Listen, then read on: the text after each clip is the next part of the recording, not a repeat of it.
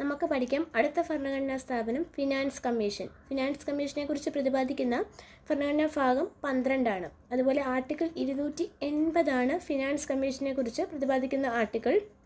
Finance കമ്മീഷൻ്റെ recommendations അഥവാ ശുപാർശയെക്കുറിച്ച് പറയുന്ന ആർട്ടിക്കിൾ 281. ഇത് ഒരു അർദ്ധനീതിന്യായ അഥവാ ക്വാസി ജുഡീഷ്യൽ ബോഡിയാണ് ഫിനാൻസ് കമ്മീഷൻ എന്ന് അറിയപ്പെടുന്നത്.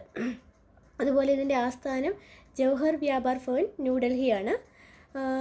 സാധാരണയായി 5 വർഷത്തേക്കാണ് ഫിനാൻസ് കമ്മീഷനെ നിയമിക്കുന്നത്. ഒരു ചെയർപേഴ്സണും 4 അംഗങ്ങളുമായിരിക്കും അതിലെ അംഗങ്ങളെന്ന് അറിയപ്പെടുന്നത്. ആകെ 5 അംഗങ്ങളുണ്ടായിരിക്കും. നിയമിക്കുന്നത് രാഷ്ട്രപതിയായിരിക്കും.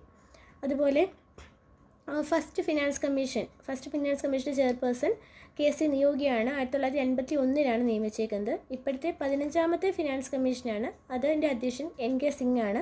ഇനിയും വരാൻ പോകുന്നത് 16ാമത്തെ ഫിനാൻസ് കമ്മീഷൻ്റെ ചെയർപേഴ്സൺ അരവിന്ദ് പനഗിരിയാണ്.